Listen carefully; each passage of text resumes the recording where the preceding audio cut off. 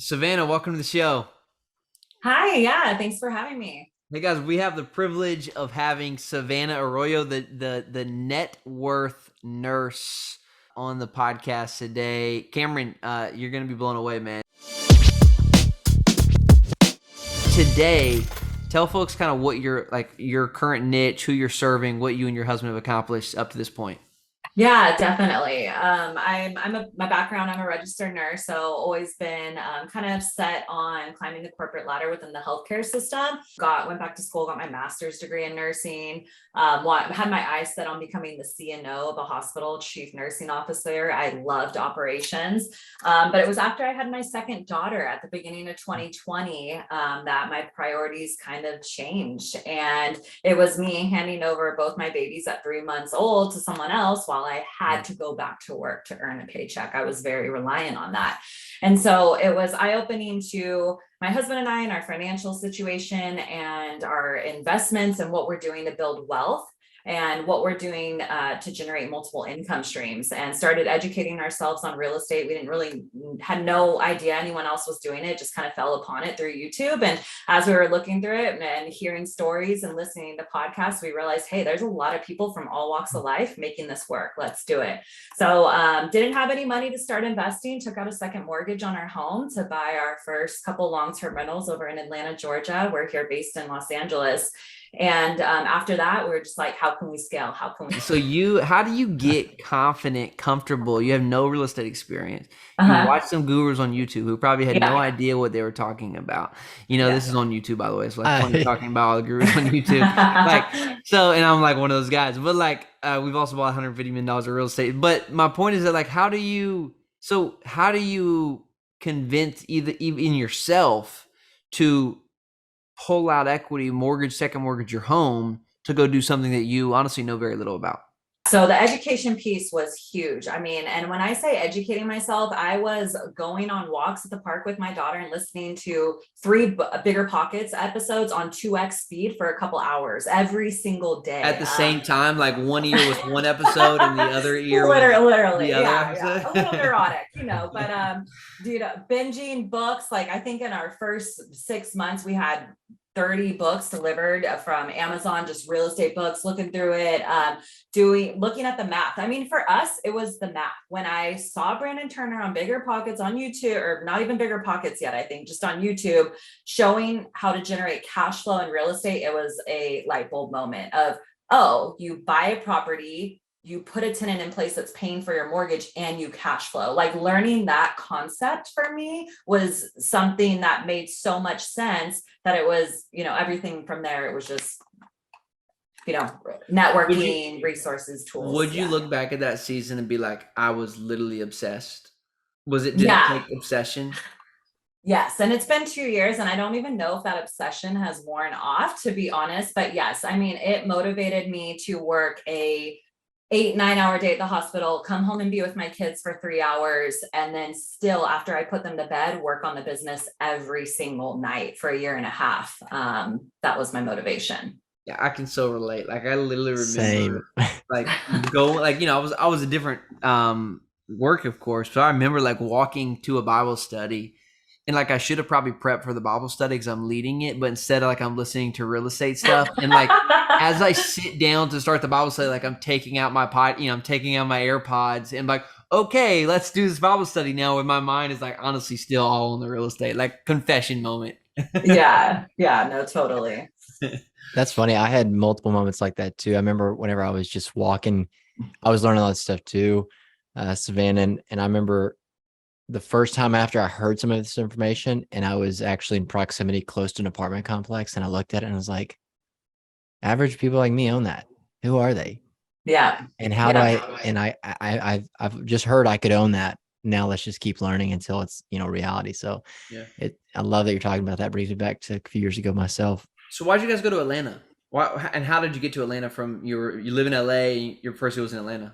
Initially, when we started investing, we're here in Los Angeles. So for us, it was educating ourselves on the BRRRR strategy, how to invest out of state, how to analyze different markets. So we got comfortable with the idea of long-term or long distance investing. Started researching different markets. The film and entertainment industry is huge here in LA. We're just, I mean, so close in proximity that we heard, you know, that jump to Atlanta, and it's seen over there very, very heavily. All the studios, Netflix, Marvel, you know, Tyler Perry, Dwayne Johnson, all that stuff. So we knew that market was growing, and bought a couple long-term rentals up there thinking they'd be a buy and hold strategy. But with the way the market went over the last couple of years, we ended up selling them last year, and cashed them out.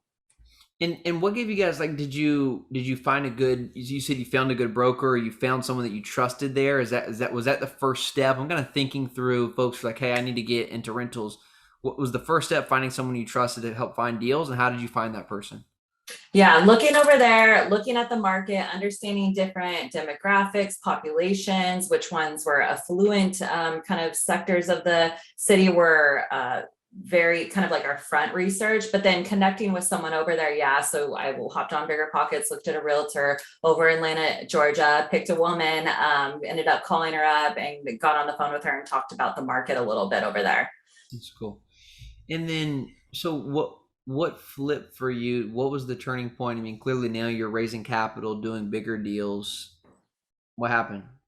Yeah, so we did those first couple deals, those long-term holds over in Atlanta, Georgia, and we're like, okay, we're only cash flowing a couple $100 a month. Like, how do we scale our portfolio? How do we do this? What do we do? And stumbled upon Michael Blanc's book, Financial Freedom Through Real Estate Investing, and that book was very eye-opening into syndications and how to go out and scale your portfolio using other people's money and using it in a way that, you know, investors who want to invest passively, it's just the perfect relationships, syndications.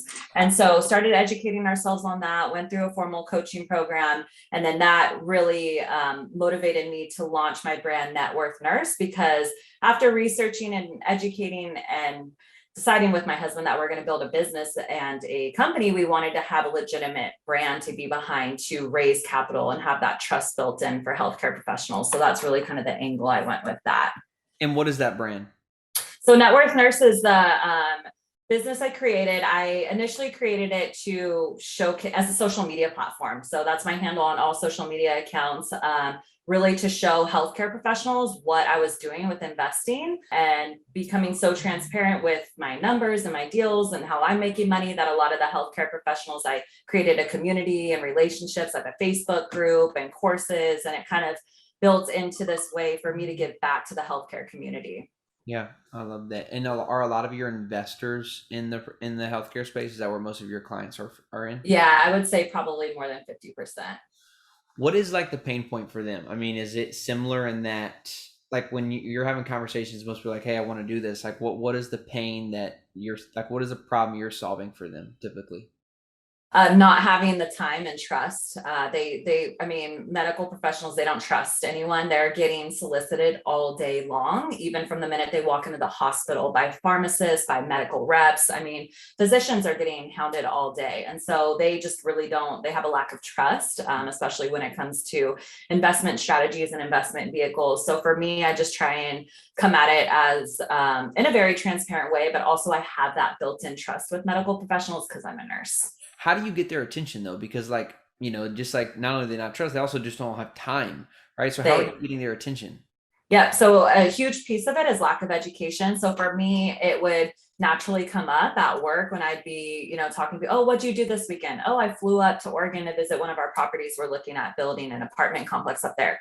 Wait, what? You're buying apartment complexes? You're doing what? And that stuff would spread quick in the hospital system. And then I'd have people approaching me like, wait, so-and-so told me you buy real estate and own apartment complexes. Like, what's up with that? So a lot of it I would happen kind of organically.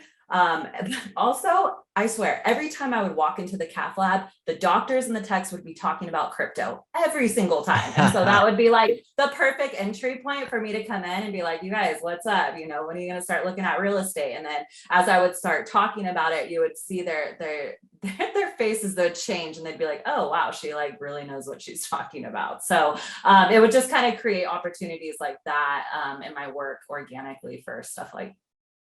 I'm curious, Savannah. I think that a lot of seasoned medical professionals if they don't have a lot of ambition or education around finances, and maybe they make a lot of money, they're naturally accredited based on their annual income. They likely have some kind of financial manager of their life. I'm curious if you've ran into situations where they may come back to you and be like, I talked to my financial advisor about these things that you're saying and talking about, and here's what they said about you. And I've experienced that twice. And the simple rebuttal I have to that is, just ask them next time you meet with them if they're investing in what they're putting you into. But I'm curious, like, are you just asking a bunch of rich, high net worth medical professionals to trust you over their financial advisor they've been working with for 20 years? Surprisingly, a lot of them don't have that. So even like my travel nurses who are making tons of money, they don't get set up with anything like that. It's actually a huge disadvantage for a lot of those contracting agencies. Travelers don't even get it set up for a retirement account. So they're not doing anything to build for wealth. They're falling through this huge financial gap. But more like the physician base who you're talking about, for me, it always comes down to the returns. What kind of returns are you making in those investments? These are the type of returns we're earning in real estate. And most of the time, they're always better. So I kind of just speak to the numbers, my track record, my experience. If I'm sensing any skepticism, I always offer, hey, let me connect you with another doctor who's invested in 3 of my deals. Like, he'd be more than happy to have a conversation with you. And how, real quick, how was it you talked about this is a journey with your husband, you're going to build a business. In the Kingdom REI Mastermind, we have a few folks who are power couple spouses in this space, and their journeys and testimonies are all different, highs and lows. Like, what was it like for you guys? One day, was your husband just getting out of the shower and you just bum rushed him with this Michael Blanc book? Get ready for a change in career, buddy, because we're doing this now. What was it like? Oh my gosh, it was even worse because I was on maternity leave. So he would get home from work and I would have, all this new information I was presenting him with. And he'd be like, babe, like, I've been at work all day. Yes, you're like kind of, lapping me on where you're at with this education stuff. Like, just slow down a minute. So once we kind of got on the same page about what we were doing, and just, for us, it was sitting down and thinking about our goals. Like, where do we want to be in 5 years? What kind of life do we want to be living? What we're waking up and we're doing what, who are we working with? What do the partnerships look like in our life? What's our involvement in our daughter's life? Like, what is the flexibility in our work schedules? Are we able to travel? Those small things were just kind of sitting down, which I realized maybe in a lot of relationships, people don't even talk about that stuff. And maybe it was one of the first times that we sat down and kind of talked about it, but it really clearly defined, okay, if we want to get to this certain point in 5 years and we need to be making this amount of money every month, this is what we need to do to get there. We need to have this many apartment complexes. And if we need to have this many apartment complexes, then we need to be underwriting this many deals. And we need to be having this many investor phone calls. And we need to be sending out this many emails and doing this much social media engagement. So we kind of backtracked with our goals, and it laid out really what steps we needed to take to accomplish them. Well, you know what I love about that, and maybe you can relate to this, is I find it so empowering. When you're a medical professional, you're a nurse, whatever your husband does, I'm not sure. I imagine you guys were making pretty decent income, but like, there's a limit, right? And like, kind of what you're going to be relatively making over the next 5, 10, 15 years. And I was like, listen, it's not for everybody, but I'm going to say 2 things. One, like, I think you should try it. And here's why: because you can always go back to your 9 to 5, right? Very, very talented guy. The second reason, though, is like, there's no limits. Like, I love the idea of like vision planning, dreaming of like what we could have, what we could accomplish, what we could give, who we could impact. And it's like the income thing is not a cap, because it's like my earning potential is really just based on like my effort and my creativity, not the job that I'm a part of. Can you relate to that? Yeah, no, totally. For us with that, it's really even giving back to healthcare professionals. When it came to, okay, we're going to raise capital for these investment deals, like, how can we do it in a way that's like authentic for ourselves? Like, so that's super genuine. Cause to us, that seemed so out of our nature, that like seemed out of our wheelhouse. And for me, doing it behind the front of like Networth Nurse and for healthcare professionals, we just did our Q3 disbursements and we sent out close to $80,000 to our investors. And that's such a cool feeling, knowing like, hey, these are going to doctors and nurses that like I work with, or who are out there, just trying to build wealth for their families. So definitely making it something bigger than yourself. But kind of to attest to the fact of like thinking, okay, do I really have what it takes to quit? So for me, I mean, yes, I was making $150,000 at a nursing job. And that was, to me, I'm like, how am I going to replace this with real estate investing? But when you start looking at the tax advantages of real estate investing, I live here in California, close to 50% of my paycheck goes to the government.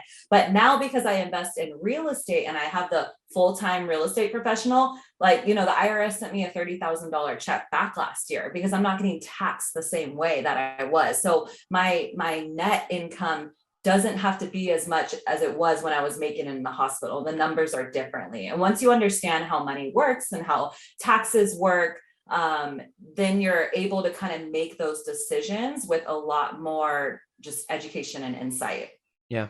So you mentioned for the show that you guys are working on a $3 million raise right now for something. We raised $3 million. We're getting ready to do another raise. Cool. And that's going to be for what? That's going to be a storage unit. So this will be the first storage unit that we've done, 588. Just one unit? Well, it's a storage facility. Got it. Okay. How many? 588 units. Awesome. Yes. Why do you like self-storage? Has that kind of been the asset class that you've done in the past? No, so this will be our first one. So we've done multifamily up until now. So our 4 apartment complexes that we have up in Oregon, all multifamily, and they've all performed very well throughout COVID, and with inflation and everything going on with the economy, they're performing very well. This is an opportunity. I mean, I've always heard about self-storage, different facilities and different business models and investment strategies with them. I mean, it's just a different asset class. So it provides diversification for our investors. It's also in a different state than some of our other investments are. So for us, it was we have a lot of repeat investors, so wanted to give a way for our investors to kind of diversify. From a media standpoint, or just kind of, I like asking someone you're doing pretty well on Instagram. Guys, by the way, if you're not following her on Instagram, she has a great Instagram. It's really fun. I was just on it, and it is, if you type in her name, what's your handle? It's the Networth Nurse. The Networth Nurse. And if you have some people who are trying to mimic you too, by the way. I have 7. Yeah. The Networth Nurse on Instagram, almost 10,000 followers. Really cool, really, really fun to follow you. So what's working from a media standpoint, right? Like, what are you going all in on? Like, when you look at your investor base, database, what platform do they come from? And why is that working so well? Yeah. So for me, I've tried a bunch of different things. It's always kind of a work in progress. I think all of us are out here just trying different platforms and different things and seeing what's working. For me, my biggest comfort piece is Instagram. That was always my favorite social media. I don't necessarily love being on social media. I don't enjoy being on my phone all the time, especially with 2 young kids around. It's just not something I like. So for me, when I had to start producing content regularly, I wanted to really do it on Instagram because I'm comfortable with it. So that's really my big one. A lot of my content from there, I'll create and share to my other ones. But even with Instagram, what was it? A year ago, I was pushing reels, didn't want to do them, kicking and fighting against it, and then started doing it, made a commitment to do 30 reels in 30 days. And I grew my following 3,000 in a month. So that's something that I doubled down on Instagram and paid off and was successful. And for me, it's sharing reels about real estate investing, but also doing funny nursing ones that people in the healthcare field can relate to. My next biggest move is LinkedIn. I've just worked with a lot of different people who are heavy hitters on LinkedIn, and I think a lot of medical professionals hang out there. So that's another strategy that I use. Just really content production is the majority of it. Yeah, no, I like your style on your reels. I'm kind of going through some of them. So growing nurses, growing wealth. Is that your tagline? Yep, that's for Networth Nurse. Yep, right on our website. I love it. So then you also have a coaching and community around this as well. Yeah, definitely. So I realized as I was putting out content for nurses, specifically around real estate syndications and what I was doing, a lot of people were reaching out to me and needed basic information, like a debt tool or a budget calculator, different things like that. They didn't even know how to start paying off their student loan debt. And so I started creating content, blogs, and then created a couple courses to kind of cater to that need. Yeah, here, wait, real quick. So only because this is how it works, guys. We're gonna do a little selfie on. We'll post this on Instagram. Come on, here we go. All right. Yeah, no, I love that. And I think that's something really key, like for folks to take away too. Like you got to go deep on a platform, like because you got to get to know it. And I feel like early on, it's kind of what I'm working on now. Is early on I was like everywhere, and I think that's good. I think you have to grow to that though. Like I think it's really important to kind of hone in on a place that you really enjoy, that you're good at, and really kind of become the go-to person on that platform.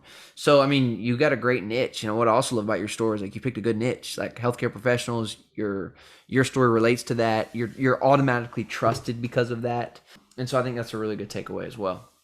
Yeah, thank you. So what's next? I mean, what's kind of what's the big vision? Like, what is the vision for the next 3 years? Is this you and your husband are all in on this? You're gonna. Yeah, definitely all in. So the real estate investments allowed me to leave my full-time job October of 2021. So it's almost been a year. I need to look at that Right. date. Someone asked me the legit date and I'm like, I don't even remember. So it's been about a year that I've been out of my full-time gig. I work like once a week at the hospital, maybe every other week, depends. But the real estate has allowed me all this free time to now build this startup that I'm doing. So I've moved kind of in the real estate space over into the startup space. And right now I'm in an accelerator for my startup. And then I'm just started pitching venture capitalists and angel investors for it. So Wow, what's the startup? Can you share? yeah, it's a fintech platform for healthcare professionals. So it's kind of what I've done with Networth Nurse, but on a way larger scale. There's tech behind it. Good for you. That's awesome. I'm looking forward to hearing about that. So Instagram is probably the best platform to go follow you anywhere else. Yes. Instagram is my favorite, but I'm on LinkedIn, YouTube, Twitter, TikTok, and Facebook. And do you put out a lot of videos on YouTube? A decent amount. Yeah. We host weekly meetups every Wednesday. It's healthcare professionals investing in real estate. We have guests on there. So I'll at least post a video once a week with the guests. Are you the Networth Nurse on YouTube as well? Sure am. All right, because this is going to go on YouTube. So I want to make sure we got that. Great. Cameron, anything else before we get out of here? I got more work to do. You're crushing it. Yeah, no, inspiring. Savannah, thanks for joining us today, guys. Go check out the Networth Nurse on Instagram, on YouTube, and you like Dallas? You buy any deals in Texas yet? I have not, but I was just over there for a conference, and Dallas gets brought up frequently on calls. So, all right. Well, I'm your Dallas guy, so we'll stay in touch on that. Really nice meeting you today, Savannah. Awesome. Thanks for having me.